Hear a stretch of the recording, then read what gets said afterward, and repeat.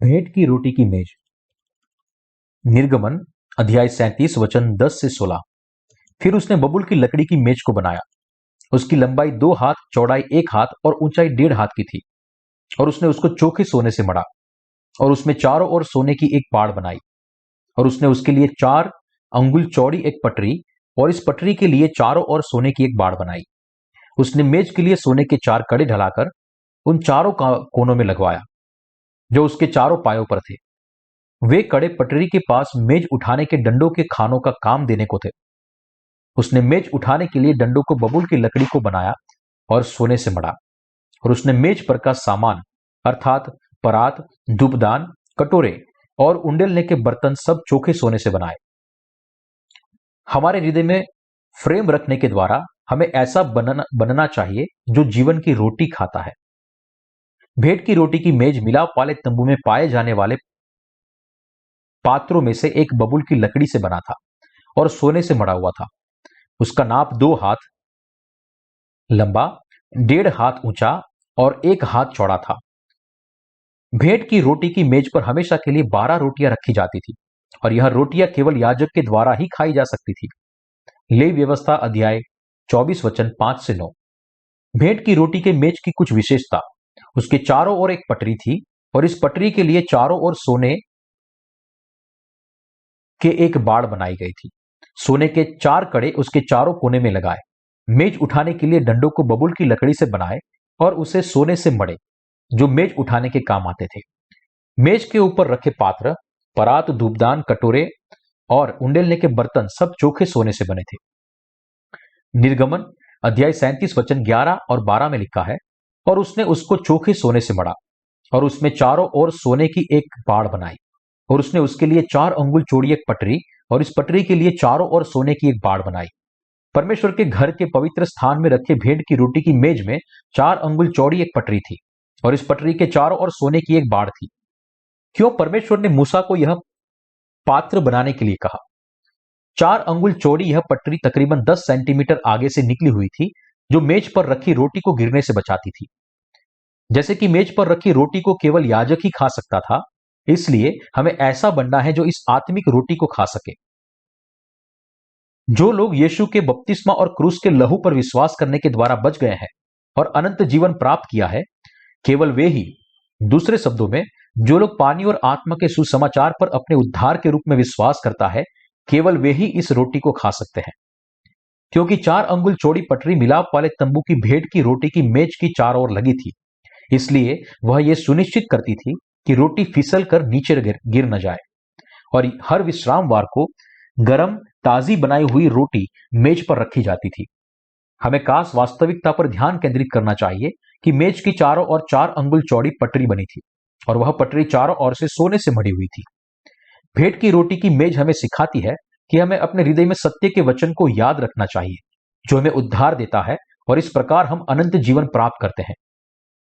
यह हमें बताता है कि जब हम यीशु के बपतिस्मा और क्रूस के लहू पर विश्वास करते हैं, केवल तभी हम नीले, बैंगनी और लाल कपड़े और बटी हुई सनी के कपड़े का विश्वास पा सकते हैं। और इस प्रकाशन से हम समझ पाए हैं कि जो लोग नीले, बैंगनी और लाल कपड़े और बटी हुई सनी के कपड़े में प्रकट हुए सत्य पर विश्वास करते हैं, केवल वे ही परमेश्वर की संतान बन सकते हैं। जब हम इस रीति से विश्वास नहीं करते, तब तक हमारा प्रभु के साथ कोई लेना देना नहीं है। इसलिए हम में से जो लोग जीवन की रोटी को खोज कर, उनके पास ऐसा विश्वास होना चाहिए जो नीले, बैंगनी और लाल कपड़े और बटी हुई सनी के कपड़े में प्रकट हुए पानी और आत्मा के सुसमाचार पर विश्वास करता है। संक्षेप में, परमेश्वर हमें हमारे हृदय में विश्वास की पटरी बनाने के लिए कह रहा है ताकि उद्धार के वचन हमसे फिसल न जाए। यह पानी और आत्मा का सुसमाचार प्रारंभ की कलीसिया के समय से हमें दिया गया है। प्रारंभ की कलीसिया के समय में वर्तमान के दिन तक परमेश्वर ने उन लोगों को पापों को साफ किया है जो इस सुसमाचार पर विश्वास करते हैं। हम अब पहले की तरह देख सकते हैं कि परमेश्वर पानी और आत्मा के सुसमाचार पर विश्वास करने वाले लोगों को बचा रहा है। हम मिलाप वाले तंबू के द्वार में प्रकट हुए सत्य पर विश्वास करने के द्वारा बचे हैं और परमेश्वर ने हमें हमारे हृदय में पटरी बनाने के लिए आत्मिक तौर पर जीवन जीने के लिए सक्षम बनाया है। प्रभु के द्वारा दिए गए पानी और आत्मा के सुसमाचार पर हमारे विश्वास से हमने अनंत जीवन प्राप्त किया है और इस सुसमाचार के द्वारा हम जीवन की रोटी दूसरों के साथ बांटने के योग्य बने हैं और हम परमेश्वर के धार्मिक कार्यों की सेवा भी करते हैं। भले ही हम पानी और आत्मा के सुसमाचार पर विश्वास करें, लेकिन समय बीतते यदि हम इसे दृढ़ता से पकड़ने के बजाय छोड़ देते हैं, तो इसका मतलब यह है कि हम हमारे जीवन को गंवाते हैं। उसी रूप से हमें विश्वास से पानी और आत्मा के सुसमाचार में बने रहकर हमारे हृदय में विश्वास की पटरी बनानी चाहिए। हमारे हृदय के अंदर ऐसा विश्वास होना चाहिए जो नीले बैंजनी और लाल कपड़े के सुसमाचार पर विश्वास करता हो। यदि लोग इस सत्य पर विश्वास नहीं करते हैं, तो वे अपने पापों से नहीं बच सकते। वे खुद से इस बात पर जोर देंगे कि उन्होंने उद्धार पाया है, लेकिन अभी उनके हृदय नीले बैंजनी और लाल कपड़े में प्रकट हुए पानी और आत्मा के सुसमाचार पर विश्वास नहीं करते। इसलिए यह उद्धार जो उनके पास है, वह केवल अपूर्ण उद्धार है। पानी और आत्मा के सुसमाचार पर सत्य के रूप में विश्वास न करना प्रभु को खुद से छोड़ देने के समान है।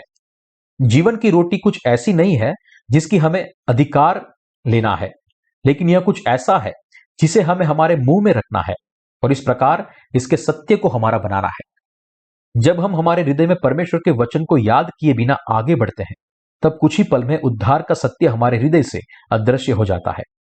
आप शायद सोच रहे होंगे कि जब आपने पहले ही पाप से उद्धार पा लिया है, तो यह कैसे संभव है कि आप इस मूल्यवान उद्धार को गवा दें। लेकिन दुर्भाग्य से बहुत सारे लोग जो परमेश्वर के वचन को थामे नहीं रहते, तो भले ही उन्होंने पहले आनंद से सत्य को प्राप्त किया था, लेकिन मरने के द्वारा उनका अंत होगा, क्योंकि सच्चे सुसमाचार की गहराई में उनका विश्वास नहीं है। इस मुद्दे के विषय में यीशु ने बीज बोने वाले के दृष्टांत में हृदय की 4 भूमिका के बारे में कहा है। इस दृष्टांत में परमेश्वर के सत्य के बीज मनुष्य जाति के हृदय की 4 अलग अलग भूमि पर बोए गए। पहली भूमि मार्ग का किनारा थी, दूसरी पथरीली भूमि थी, तीसरी झाड़ियां थी और चौथी अच्छी भूमि थी। इनमें से जो बीज पहली 3 भूमि पर गिरे, वे फल लाने में विफल रहे, और जो बीज चौथी यानी कि अच्छी भूमि पर गिरे, केवल वे ही फल लाए। इसका मतलब है कि बहुत सारे लोग अपना उद्धार गवा सकते हैं, फिर भले ही उन्होंने पहले पानी और आत्मा के सुसमाचार को, यानी कि उद्धार के सच्चे सुसमाचार को सुना हो और स्वीकार किया हो। उसी रूप से हमें याद रखना चाहिए कि यदि हमारे हृदय की भूमि अच्छी नहीं है, तो यह संभव है कि हम हमारा उद्धार गवा दें जो प्रभु ने हमें दिया है। यदि हम हमारे हृदय में नीले बैंजनी और लाल कपड़े से आए उद्धार पर विश्वास करते हैं, तो हमारे हृदय की भूमि अच्छी बन सकती है।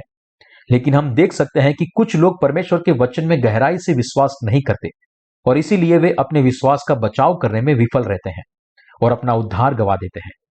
इसलिए हमें परमेश्वर की कलीसिया में बने रहना है, हर दिन जीवन की रोटी खानी है और विश्वास में बढ़ना है। नीले बैंजनी और लाल कपड़े में प्रकट हुए सत्य के साथ परमेश्वर हर दिन हमारा पालन करता है ताकि हमारा विश्वास बढ़े। हमें हर दिन अपने हृदय में पाप की माफी की पुष्टि करनी चाहिए जो हमने प्राप्त किया है। हमारे हृदय में जो सत्य पाया जाना चाहिए वह है नीले बैंजनी और लाल कपड़े और बटी हुई सनी के कपड़े में प्रकट हुआ पानी और आत्मा का सुसमाचार। यह उद्धार का सत्य उन लोगों के दिलों में पाया जाता है जिन्होंने पाप की माफी पाई है। पानी और आत्मा के इस सुसमाचार में हमारे विश्वास को नया करने के द्वारा हम दिन प्रतिदिन परमेश्वर की संतान के रूप में जीवन जी सकते हैं। उसी रूप से पानी और आत्मा के सुसमाचार पर विश्वास करने वाले लोगों को नीले बैंजनी और लाल कपड़े और बटी हुई सनी के कपड़े में प्रकट हुई परमेश्वर की धार्मिकता पर हर दिन मनन करना चाहिए और हर दिन अपने विश्वास की पुष्टि करनी चाहिए। क्यों? क्योंकि यदि हम हर दिन पानी और आत्मा के सुसमाचार को थामकर उसकी पुष्टि नहीं करते हैं, तो हम किसी भी पल उसे गवा सकते हैं। हमें हर समय यह याद रखना चाहिए कि इब्रानियों के लेखक ने प्रवासी यहूदियों को क्या कहा था। इस कारण चाहिए कि हम उन बातों पर जो हमने सुनी है और भी मन लगाए, ऐसा न हो कि बहक कर उनसे दूर चले जाए। इब्रानियों अध्याय 2 वचन 1। आज यहां तक कि जो लोग पानी और आत्मा के सुसमाचार को जानते हैं, उनके बीच हम देखते हैं कि बहुत सारे लोग जो सुसमाचार पर विश्वास करते हैं, उनका विश्वास समय के बीतते बिखर जाता है। यह इसलिए है क्योंकि भले ही वे अपने पहले से ही पानी और आत्मा के सुसमाचार पर विश्वास करते हैं, फिर भी वे पवित्र स्थान में निरंतर जीवन की रोटी खाने में विफल रहे हैं और परिणाम स्वरूप उनकी हृदय सच्चे विश्वास के साथ शुद्ध नहीं हुए हैं। इस संसार में शैतान के भी बहुत सारे सेवक हैं जो धर्मियों को खमीरी रोटी खिलाकर उन्हें मार डालने का प्रयास करते हैं। यानी उनके खुद के बेहद शिक्षण। यदि परमेश्वर की कलीसिया में झूठे सुसमाचार का प्रचार कराया जाए तो फिर सच्चाई झूठ के साथ मिल जाएगी। विश्वास की ऐसे लोगों में तब्दील हो जाएंगे जो परमेश्वर के द्वारा स्वीकार नहीं किए जा सकते हैं। ऐसे लोग सच्चाई जानते हैं लेकिन विश्वास की पटरी के बनाने की असफलता की वजह से वे विश्वास नहीं करते और इसलिए उनका अंत ऐसे लोगों के समान होता है जो पाप से संपूर्ण रीति से नहीं बचे थे। नीति वचन अध्याय 22 वचन 28 कहता है, जो सीमा तेरे पुरखाओं ने बांधी है उस पुरानी सीमा को न बढ़ाना। इसलिए हमारे लिए महत्वपूर्ण यही है कि हम हमारे विश्वास की सीमा को न बढ़ाएं। हमारे पास स्पष्ट रूप से हमारे विश्वास की सीमा होनी चाहिए और हमारे प्रभु के लौटने के दिन तक उसका बचाव करना चाहिए। केवल तभी हम निरंतर जीवन की रोटी से तृप्त होंगे। केवल तभी प्रभु हमारे हृदय के अंदर निवास करेगा और केवल तभी हमारे पास अनंत जीवन होगा। कोई फर्क नहीं पड़ता कि परमेश्वर ने आपको जीवन की कितनी रोटियां दी है। यदि हम इसके मूल्य की सराहना नहीं करते और हमारे हृदय से उस पर बने रहने में विफल होते हैं, या हम हमारे हृदय की पटरी को निकाल देते हैं और जीवन की रोटी को मेज से फिसलने देते हैं, तो फिर हम अंत में विनाश की संतान बन जाएंगे।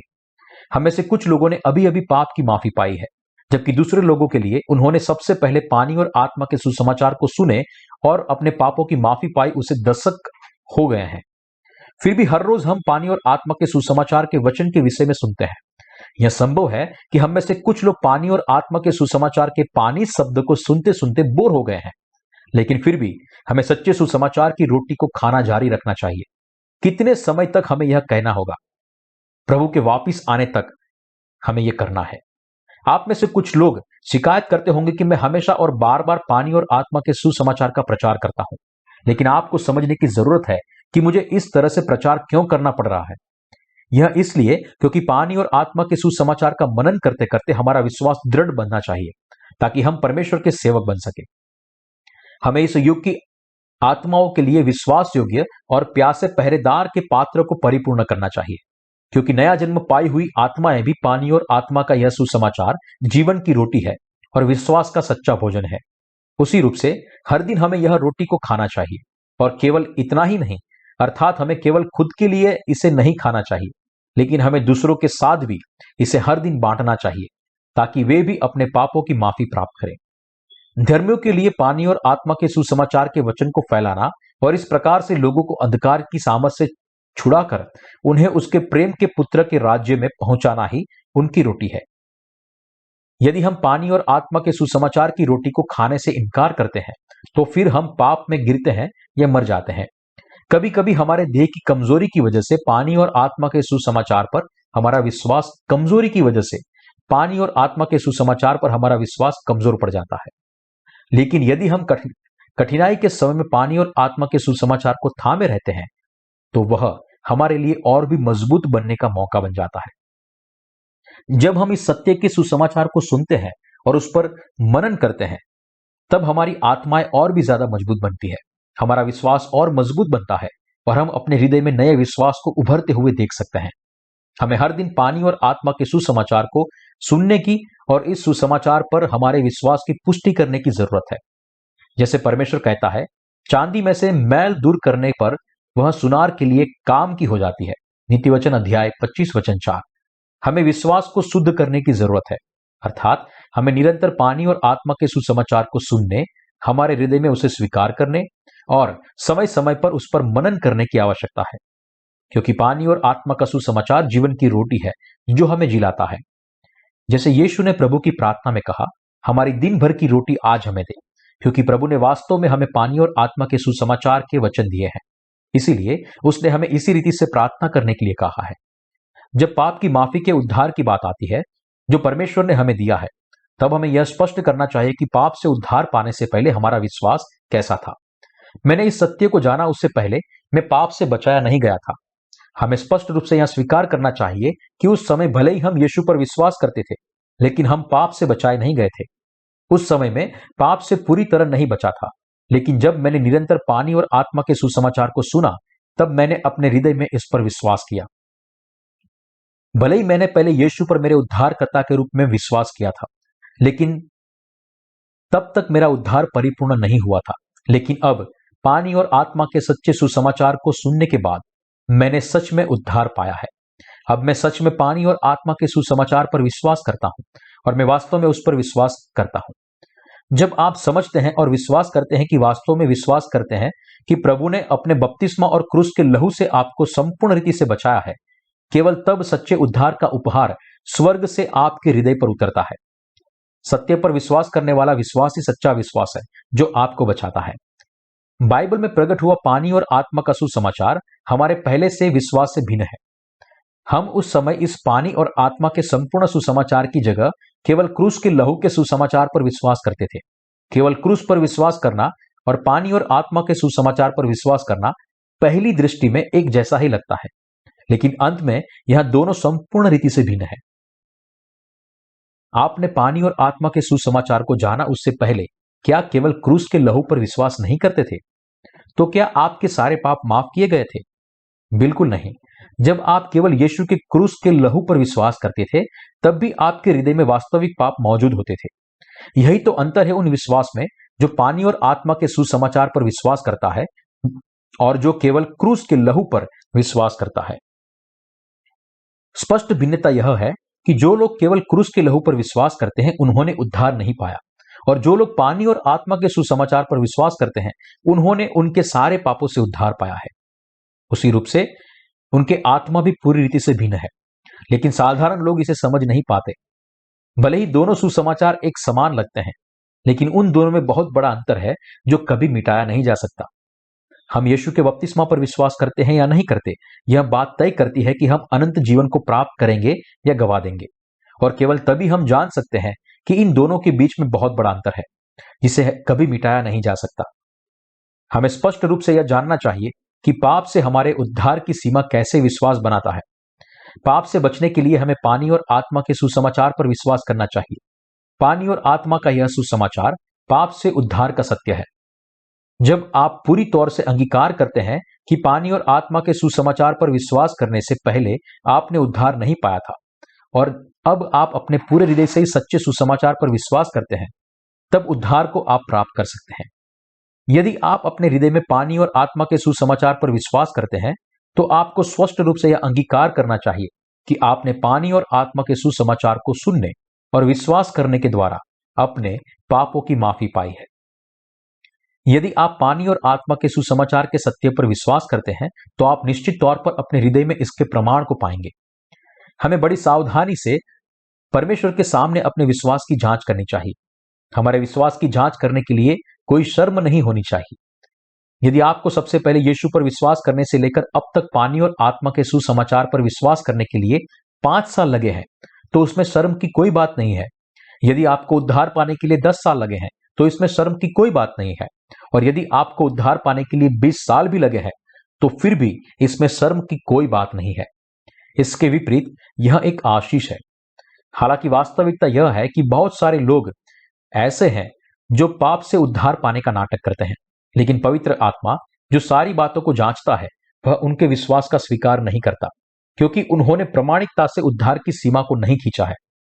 हमने कौन से दिन उद्धार पाया था यह महत्वपूर्ण नहीं है, लेकिन यहां महत्वपूर्ण बात यह है कि उद्धार पाने से पहले और बाद के अंतर को जानना और हमारे संपूर्ण विश्वास को स्पष्ट रूप से अंगीकार करना।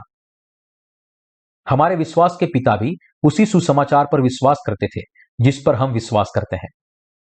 लाल समुद्र पार करने के बाद जब इजराइल के लोग कनान देश में जाने के लिए यरदन नदी को पार करने के बारे में सोच रहे थे, तब वे सुरक्षित रीति से तभी पार कर सकते थे जब वे अपने याजकों का अनुसरण करें, जिन्होंने साक्षी के संदूक को उठाया था। यदि हम केवल खुद से ऐसा सोचे, अरे तो इस तरह से मैं यरदन नदी को पार कर सकता हूं, और वास्तव में नदी को पार नहीं करते, तो हम कनान देश में प्रवेश नहीं कर सकते, क्योंकि हम अभी भी दूसरी तरफ बने हुए हैं।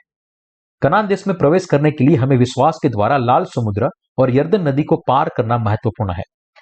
आत्मिक तौर से बात करूं तो यरदन नदी मृत्यु की और पुनरुत्थान की नदी है। जिस विश्वास ने हमें पाप से बचाया है, वह इस बात पर विश्वास करता है, मैं नरक में जाने वाला हूं, लेकिन प्रभु इस पृथ्वी पर आया और उसने अपने बपतिस्मा और क्रूस के लहू से मुझे बचाया है।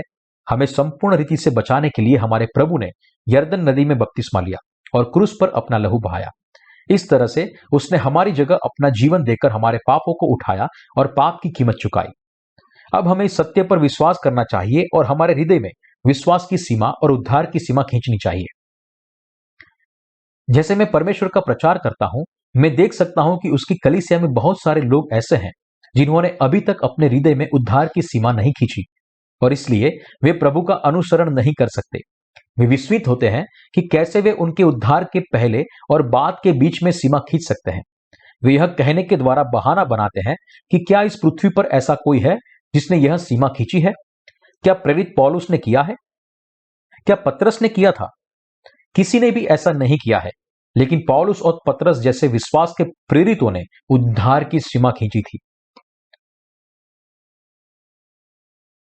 पौलुस के विषय में जब वह दमिश्क के मार्ग में था, तब उसने सीमा खींची थी। इसलिए उसने अब शब्द की जगह बार बार भूतकाल में पहले या बाद में शब्द का प्रयोग किया है। पतरस के विषय में उसने भी ऊपर दिए गए शब्दों का उल्लेख किया है। पहला पतरस अध्याय 2 वचन 10 और 25। जब हम इसके अंगीकार को देखते हैं तो हम देखते हैं कि उसने भी इस सीमा को खींचा था। तू जीवते परमेश्वर का पुत्र है, मत्ती अध्याय 16 वचन 16। और उसी पानी का दृष्टांत भी अर्थात बपतिस्मा यीशु मसीह के जी उठने के द्वारा अब तुम्हें बचाता है। इससे शरीर के मैल को दूर करने का अर्थ नहीं है, परंतु शुद्ध विवेक से परमेश्वर के वश में हो जाने का अर्थ है। पहला पतरस अध्याय 3 वचन 21। पौलुस और पतरस दोनों ने स्पष्ट रूप से उद्धार के पहले और बाद के बीच विश्वास की सीमा खींची थी। इसलिए आप पानी और आत्मा के सुसमाचार पर विश्वास करते हैं कि नहीं, यह किसी दूसरे की समस्या नहीं है, लेकिन यह आपकी अपनी आत्मा की समस्या है। बाइबल में परमेश्वर के सारे सेवकों ने पाप की समस्या का सामना किया था, क्योंकि यह हम सब के लिए बहुत ही महत्वपूर्ण समस्या है। इसलिए हमें खुद विश्वास के द्वारा सुलझाना चाहिए। जब हम पानी और आत्मा के सुसमाचार पर विश्वास करते हैं और इस प्रकार हमारे हृदय में पाप की समस्या को सुलझाते हैं, तब परमेश्वर बहुत प्रसन्न होते हैं। क्या आप परमेश्वर को प्रसन्न करना चाहते हैं? तो आपको अपने पापी स्वभाव को पहचानने की और पानी और आत्मा के सुसमाचार पर विश्वास करके इस समस्या को सुलझाने की आवश्यकता है। यदि अभी तक आपके उद्धार नहीं पाया है, तो आपको अंगीकार करना चाहिए, परमेश्वर, मैंने अभी तक उद्धार नहीं पाया है।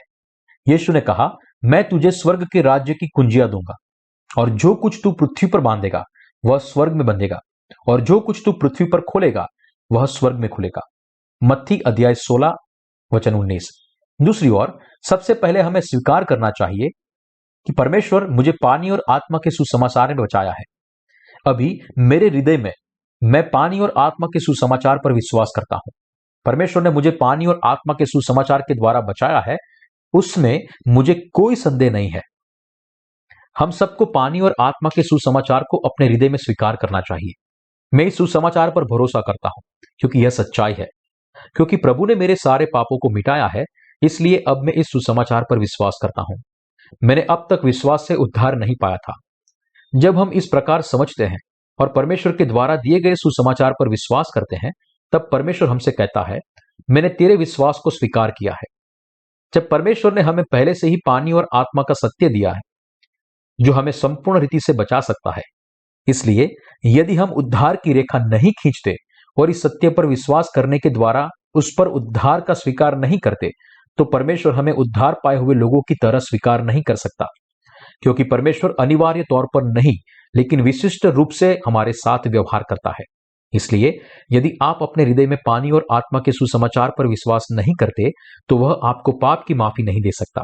दूसरे शब्दों में, यदि आप अपने हृदय में पानी और आत्मा के सुसमाचार का स्वीकार नहीं करते, तो पवित्र आत्मा आपके हृदय में निवास नहीं कर सकता। क्या हमें पानी और आत्मा के सुसमाचार को छोड़ बाकी सारे सुसमाचारों को झूठा मानना चाहिए? या क्या हम सोचते हैं कि ऐसे झूठे सुसमाचार अभी भी काम के हैं और इसलिए उन्हें फेंकने की जरूरत नहीं है? हमें खुद की जांच करनी चाहिए और देखना चाहिए कि हम किस प्रकार विश्वास करते हैं। आइए एक पल के लिए मान लेते हैं कि हम इस्तेमाल किए हुए उपकरण और इलेक्ट्रॉनिक्स के ढेर के पास आए हैं। आइए आगे यह मान लेते हैं कि हम इनमें से कुछ घर पर लेकर गए हैं, यह सोचते हुए कि हां, कुछ बचा पाएंगे, लेकिन बाद में पता चलता है कि उनमें से कुछ भी काम नहीं करता और सब व्यर्थ है। तो फिर तब भी क्या हम उसे रखेंगे या फेंक देंगे? एक बार जब हम फैसला करते हैं कि वह सब व्यर्थ है, तो निश्चित ही हम उन सबको फेंक देंगे। जब आप निष्कर्ष तक पहुंचते हैं कि कुछ चीजें आपके लिए कोई काम की नहीं है और फिर बिल्कुल भी असली नहीं है, तो फिर आपको यह भी पता होना चाहिए कि उसे किस तरह से दूर करना है। यदि हमें सांसारिक मामले में इस प्रकार कार्य करना चाहिए, तो फिर जब आत्मिक मामले की बात आती है तो हमें किस प्रकार कार्य करना चाहिए? हमें हमारे आत्मिक मामलों में झूठ को अस्वीकार करने के लिए और भी स्पष्ट होना चाहिए। हमें स्पष्ट सीमा खींचनी चाहिए जो पानी और आत्मा के सुसमाचार पर हमारे विश्वास को केवल क्रूस के लहू पर विश्वास करने वाले विश्वास से अलग करे। हमें यह समझना चाहिए कि केवल क्रूस के लहू पर का विश्वास कभी भी उद्धार नहीं दे सकता, और हमें निश्चित तौर पर ऐसे दोषपूर्ण सिद्धांत को फेंक देना चाहिए। कौन सा सुसमाचार बाइबल आधारित सुसमाचार है? क्या यह केवल क्रूस के लहू का सुसमाचार है, या फिर यह पानी और आत्मा का सुसमाचार है? आपका विश्वास जो पानी और आत्मा के सुसमाचार पर विश्वास करता है और जिसने आपको आपके पापों से बचाया है, उससे परमेश्वर प्रसन्न होता है। संक्षेप में, दो प्रकार के मसीह है, वे जो पानी और आत्मा के सुसमाचार को जानते हैं और विश्वास करते हैं, और वे जो नहीं करते। भले ही ऐसा लगता है कि दोनों एक समान विश्वास के जीवन की अगुवाई करते हैं, लेकिन वास्तविकता यह है कि दोनों संपूर्ण तौर पर भिन्न हैं। क्या आप किसी भी तरह से यह सोचते हैं कि आप जिस सुसमाचार पर विश्वास करते थे उसका अभी भी कोई उपयोग है? क्या आपने यह सोचकर अभी भी उसे पकड़ रखा है कि कुछ समय बाद वह काम आएगा? ऐसा विश्वास झूठा विश्वास है, ऐसा जो मनुष्य के बनाए हुए विचार से निकला है। इसलिए आपको अपने भूतकाल के सारे बोझ को निकाल देना चाहिए, क्योंकि आपने अभी भी जो झूठ है उसे बाहर नहीं फेंका है, इसलिए आपके हृदय में समस्या है। मैं आपको उसका वचन याद रखने की सलाह देता हूं, जो लेवी व्यवस्था अध्याय 19 वचन 19 में लिखा है। तुम मेरी विधियों को निरंतर मानना, अपने पशुओं को भिन्न जाति के पशुओं से मेल खाने न देना, अपने खेत में दो प्रकार के बीज इकट्ठे न बोना, और सनी और ऊन की मिलावट से बना हुआ वस्त्र न पहनना। पवित्र स्थान में प्रवेश करने के लिए हमें केवल इसके द्वार से होकर प्रवेश करना चाहिए। मिलाप वाले तंबू का द्वार कौन सी सामग्री से बना था? वह नीले, बैंगनी और लाल कपड़े और बटी हुई सनी के कपड़े से बुना गया था। जिन्होंने पानी और आत्मा के सुसमाचार से नया जन्म पाया है, उन्हें तंबू का द्वार खोलना चाहिए और पवित्र स्थान में प्रवेश करना चाहिए। तंबू के द्वार के खंभों के नीचे पीतल की कुर्सियां लगाई गई थी। यह पीतल की कुर्सियां हमें यह स्वीकार करवाती है कि पानी और आत्मा का सुसमाचार उद्धार की सच्चाई है। वे हमें सिखाती है कि भले ही हमारे पास परमेश्वर से हमारे पापों का दंड पाने के और मरने के अलावा और कोई विकल्प ना हो, लेकिन पानी और आत्मा के सुसमाचार के द्वारा, पानी और आत्मा से नया जीवन पाने की आशीष प्राप्त करने के द्वारा हम परमेश्वर की निज प्रजा बनते हैं। हम तंबू में केवल तभी प्रवेश कर सकते हैं जब हम द्वार में इस्तेमाल हुए 4 रंग के कपड़ों के झूठे विचार को निकाल दें कि हम केवल लाल कपड़े में प्रकट हुई यीशु की सेवकाई पर विश्वास करने के द्वारा ही बच सकते हैं। जब हम हमारे स्व केंद्रित विचार और विश्वास को फेंक नहीं देते, तब तक हम नीले, बैंगनी और लाल कपड़े में प्रकट हुए उद्धार पर विश्वास नहीं कर सकते। हमें यह समझना चाहिए कि नीले, बैंगनी और लाल कपड़े और बटी हुई सनी के कपड़े में प्रकट हुआ सत्य पानी और आत्मा का सुसमाचार है, और जब हमने पहले केवल क्रूस के लहू पर विश्वास किया था, वह स्व केंद्रित विचार को झूठ के रूप में स्वीकारना चाहिए। यदि परमेश्वर की इच्छा है तो फिर वह आपको पानी और आत्मा के सुसमाचार की सच्चाई की ओर लेकर जाएगा। जो लोग पानी और आत्मा के सुसमाचार की सच्चाई पर विश्वास करते हैं, केवल वे ही अपने सारे पापों की माफी पा सकते हैं और अनंत जीवन प्राप्त कर सकते हैं। केवल तभी हम अपने हृदय में इस सत्य पर विश्वास करने के द्वारा उद्धार के द्वारा को खोल सकते हैं और पवित्र स्थान में प्रवेश कर सकते हैं। यदि हम हमारे उस पुराने विश्वास के झूठ को परखने में विफल हो जाते हैं, जो आप पानी और आत्मा के सुसमाचार को जानने से पहले करते थे, तो फिर आप पाप के दंड को सहन करेंगे, क्योंकि आप उद्धार पाने के लिए सक्षम नहीं होंगे। यदि ऐसा होता है तो आप पवित्र स्थान में भी प्रवेश नहीं कर सकते और जीवन की रोटी को नहीं खा सकते। जब आप पानी और आत्मा के सुसमाचार पर विश्वास करने के द्वारा पवित्र स्थान में प्रवेश करते हैं, केवल तभी आप जीवन की रोटी को पा सकते हैं। आपको समझना चाहिए कि प्रभु ने अपने बपतिस्मा यानी कि नीले कपड़े और आपके पापों को साफ करने और क्रूस पर लहू बहाने के द्वारा आपके पापों के दंड को सहन करने यानी कि लाल कपड़े से आपको परमेश्वर की संतान बनाया है। और आपको स्पष्ट रूप से समझना और विश्वास करना चाहिए कि पानी और आत्मा का सुसमाचार वो सत्य है जो आपके लिए निश्चित रूप से महत्वपूर्ण है। जब आप जानते हैं कि परमेश्वर ने ही आपको पानी और आत्मा का सुसमाचार दिया है, और जब आप इस सुसमाचार पर विश्वास करते हैं, केवल तभी आप परमेश्वर की कलीसिया में प्रवेश कर सकते हैं और धर्मी के साथ जीवन की रोटी बांट सकते हैं। प्रभु का मांस जीवन की रोटी और पाप की माफी है। आइए हम यूहन्ना अध्याय 6 वचन 49 से लेकर 53 की ओर देखते हैं। तुम्हारे बाप दादों ने जंगल में मन्ना खाया और मर गए। यह वह रोटी है जो स्वर्ग से उतरती है, ताकि मनुष्य उसमें से खाए और न मरे। जीवन की रोटी जो स्वर्ग से उतरी मैं हूं।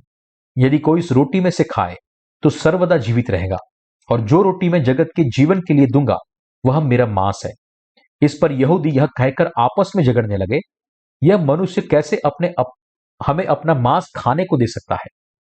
यीशु ने उनसे कहा, मैं तुमसे सच सच कहता हूं कि जब तक तुम मनुष्य के पुत्र का मांस न खाओ और उसका लहू न पियो, तुम में जीवन नहीं। यीशु ने कहा कि जो उसके मांस को खाए और लहू को पिए वह अनंत जीवन पाएगा। इस भाग का मतलब है कि हम सबको यीशु के मांस को खाना चाहिए और उसके लहू को पीना चाहिए। तो फिर हम कैसे यीशु के मांस को खा सकते हैं और उसके लहू को पी सकते हैं? पानी और आत्मा के सुसमाचार पर विश्वास करने के द्वारा हम उसके मांस को खा सकते हैं और लहू को पी सकते हैं। यीशु ने अपने बपतिस्मा के द्वारा हमारे सारे पापों को उठाया। यह विश्वास करने के द्वारा हम उसके मांस को खा सकते हैं, और यीशु ने हमारे पापों को अपने कंधों पर उठाया और उनके लिए क्रूस पर दंड सहा। यह विश्वास करने के द्वारा हम उसके लहू को पी सकते हैं। हमें यह भी विश्वास करना चाहिए कि नीले बैंजनी और लाल कपड़े और बटी हुई सनी के कपड़े में प्रकट हुआ उद्धार के कार्य के द्वारा यीशु ने हमारे पापों को मिटाया और हमें परमेश्वर की संतान बनाया है। आप पानी और आत्मा के सुसमाचार पर विश्वास करने से पहले कैसा विश्वास करते थे?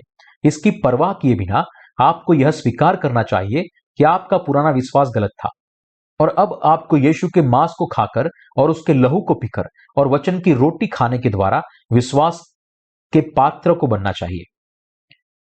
यूहन्ना अध्याय 6 वचन 53 कहता है, मैं तुमसे सच सच कहता हूं कि जब तक तुम मनुष्य के पुत्र का मांस न खाओ और उसका लहू न पियो, तुम में जीवन नहीं। यहां तक कि अभी भी कुछ लोग रूपांतरण के सिद्धांत के लिए बहस करते हैं और इस भाग का उपयोग करते हैं। यह सिद्धांत कहता है कि जब विश्वास से इस विधि को किया जाता है, तब प्रभु भोज में इस्तेमाल होने वाले दाखरस और रोटी यीशु के वास्तविक मांस और लहू में रूपांतर हो जाते हैं। लेकिन हमें यह समझना और विश्वास करना चाहिए कि यूहन्ना 6:53 का यह भाग रूपांतरण से कहीं दूर है। वास्तव में यह पानी और आत्मा के सुसमाचार के बारे में बताता है। प्रभु भोज के दौरान यदि आप कतार में इंतजार कर रहे हैं और याजक रोटी का एक टुकड़ा आपके मुंह में रखता है, तो क्या यह रोटी यीशु के मांस में रूपांतर हो जाती है? ऐसा नहीं होता। हम यह विश्वास करने के द्वारा यीशु के मांस को खा सकते हैं और उसके लहू को पी सकते हैं कि यीशु ने इस पृथ्वी पर आया था और बपतिस्मा लेने के द्वारा जगत के पापों को उठाया और उन्हें साफ किया, इन पापों को क्रूस तक लेकर गया और मर गया, और इस प्रकार हमें मृत्यु से बचाया है।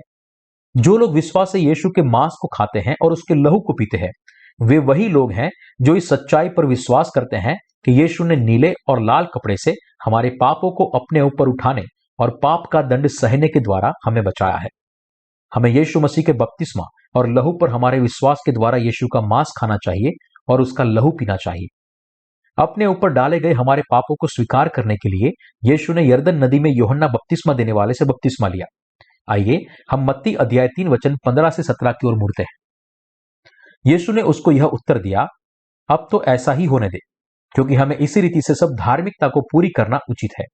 तब उसने उसकी बात मान ली और यीशु बपतिस्मा लेकर तुरंत पानी में से ऊपर आया, और देखो उसके लिए आकाश खुल गया और उसने परमेश्वर के आत्मा को कबूतर के समान उतरते और अपने ऊपर आते देखा। और देखो यह आकाशवाणी हुई, यह मेरा प्रिय पुत्र है जिससे मैं अत्यंत प्रसन्न हूं। क्योंकि जब यीशु ने यूहन्ना से बपतिस्मा लिया और क्रूस पर मरा, तब हमारे सारे पापों को ले लिया ताकि वह परमेश्वर की सब धार्मिकता को पूरा करे। हमारा विश्वास जो सुसमाचार की सच्चाई पर विश्वास करता है कि जब यीशु ने यूहन्ना से बपतिस्मा लिया, तब जगत के सारे पाप यीशु पर डाले गए। यह सच्चा विश्वास है जिसके साथ हम यीशु के मांस को खा सकते हैं और उसके लहू को पी सकते हैं। यदि आप इस सत्य को पहचानते हैं और आपने पहले से ही विश्वास के द्वारा यीशु के मांस को खाया है, जगत के आपके पाप एक ही बार में हमेशा के लिए यीशु पर डाले गए हैं। यह सत्य है और इसलिए आपके हृदय में यह विश्वास करना आपके लिए बहुत ही महत्वपूर्ण है। यह विश्वास है जो आपके यीशु का मांस खाने के लिए योग्य बनाता है। क्या आपके पाप उसके बपतिस्मा के द्वारा उसके ऊपर नहीं डाले गए? जब आप यह विश्वास करते हैं, केवल तभी आप यीशु के मांस को खा सकते हैं। यीशु को बपतिस्मा देने के बाद यूहन्ना बपतिस्मा देने वाले ने ऊंची आवाज में पुकारा, देखो, यह परमेश्वर का मेमना है जो जगत का पाप उठा ले जाता है। यूहन्ना अध्याय 1:29। और क्योंकि यीशु ने अपने बपतिस्मा के द्वारा जगत के पापों का स्वीकार किया था, इसलिए उसने उन्हें अपने शरीर पर उठाया, क्रूस पर चढ़ाया गया, उसके हाथ और पांव में कीलें ठोकी गई और उसके लहू को बहाया गया। मरते समय यीशु ने ऊंची आवाज में कहा, पूरा हुआ। फिर वह 3 दिनों में मृत्यु से जीवित हुआ, 40 दिनों तक गवाही दी, स्वर्ग में उठा लिया गया और अब तक परमेश्वर पिता की दाहिनी ओर बैठा है। और उसने यह वादा भी किया कि जैसे उसे स्वर्ग में उठा लिया गया, वैसे ही वह फिर आएगा। क्या आप अपने हृदय में इस सत्य पर विश्वास करते हैं? इस सत्य पर विश्वास करने के द्वारा आप यीशु के मांस को खा सकते हैं और उसके लहू को पी सकते हैं। जब हम अपने हृदय में सचमुच विश्वास करते हैं, केवल तभी हम यीशु के मांस को खा सकते हैं और लहू को पी सकते हैं। इस विश्वास के साथ हम पवित्र स्थान की रोटी खा सकते हैं। हमारे परमेश्वर ने हमें आदेश दिया है कि जब भी हम इकट्ठा हो तो उसके मांस और लहू को याद करें। उसी रूप से जब भी हम इकट्ठा होते हैं, तब हमें हर समय यीशु के मांस और लहू का स्मरण करना चाहिए। जब भी हम इकट्ठा होते हैं, तब हम विश्वास के द्वारा यीशु के मांस को खाना है और उसके लहू को पीना है। तो फिर हम कैसे प्रभु भोज को केवल औपचारिक विधि के रूप में ले सकते हैं? क्योंकि हम उस बपतिस्मा पर विश्वास करते हैं जिसके द्वारा यीशु ने हमारे पापों को अपनी देह पर उठाया, और उसके बलिदान के लहू पर विश्वास करते हैं। यह विश्वास के द्वारा है कि हम हर दिन उसके मांस और लहू को याद करते हैं। क्योंकि हम पानी और आत्मा के सत्य पर विश्वास करते हैं, इसलिए हमें हर दिन यीशु के मांस को खाते हैं और लहू को पीते हैं। जैसे यीशु ने कहा था, जो मेरा मांस खाता है और लहू पीता है, अनंत जीवन उसी का है। यूहन्ना अध्याय 6:54। वह उन लोगों को जीवित करेगा जो अंत के दिन में उसका मांस खाते हैं और उसका लहू पीते हैं।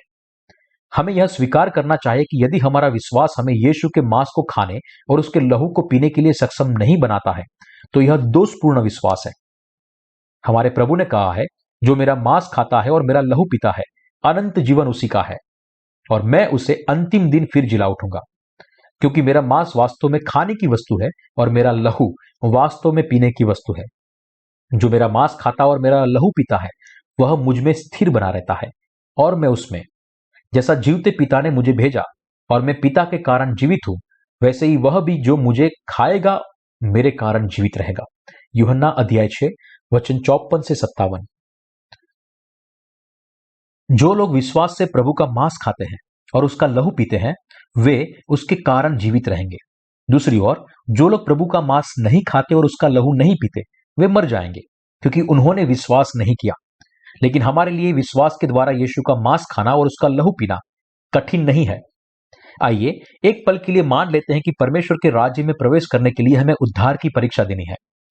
इसका एक प्रश्न इस तरह से है, ऐसा कौन सा विश्वास है जो आपको यीशु का मांस खाने और उसका लहू पीने के लिए सक्षम बनाता है? हमें इस प्रश्न का उत्तर कैसे देना चाहिए? जब यीशु का मांस और उसका लहू दोनों मिलकर सत्य को बनाते हैं, तो क्या हम यह कह सकते हैं कि हमने यीशु का मांस खाया है, जबकि वास्तव में हमने केवल उसका लहू पिया है? हमें उत्तर में यीशु का बपतिस्मा और उसका लहू दोनों लिखना चाहिए।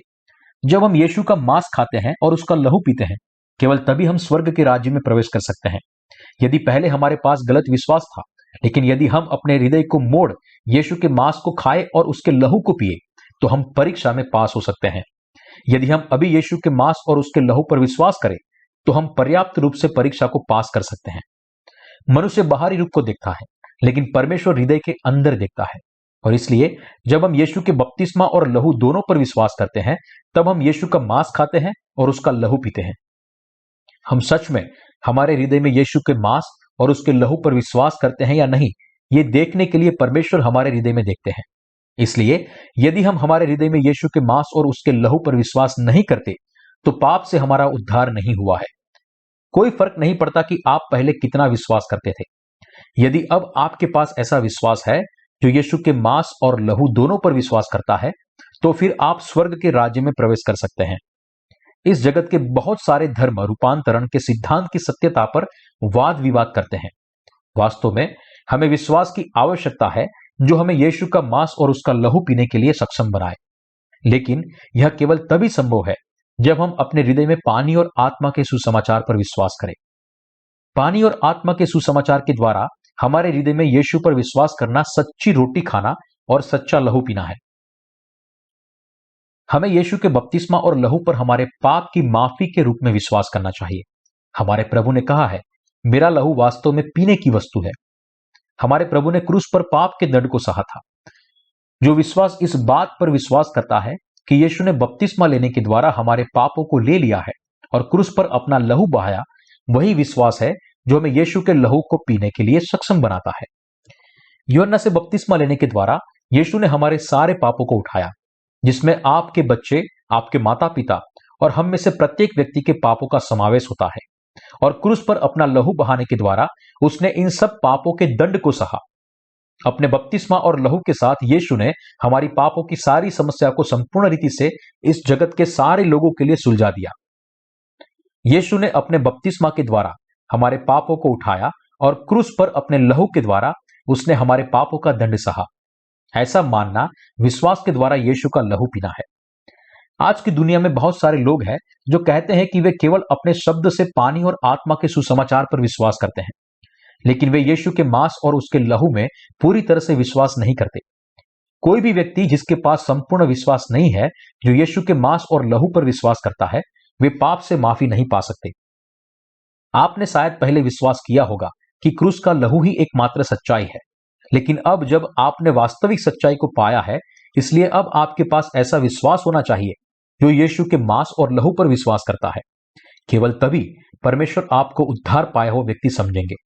दूसरी ओर, लेकिन यदि आप इस बात में विश्वास की स्पष्ट सीमा नहीं खींचते, अर्थात विश्वास के द्वारा प्राप्त की हुई पाप की माफी जो हृदय में यीशु के मांस और लहू पर विश्वास करती है, तो फिर आपका विश्वास परमेश्वर के द्वारा स्वीकार नहीं किया जा सकता। हमारे प्रभु ने कहा है, जो मेरा मांस खाता और मेरा लहू पीता है, वह मुझ में स्थिर बना रहता है और मैं उसमें। यूहन्ना अध्याय 6 वचन 56। लेकिन जब तक हम विश्वास से यीशु के मांस को नहीं खाते और लहू को नहीं पीते, तब तक हम परमेश्वर की उपस्थिति में प्रवेश नहीं कर सकते।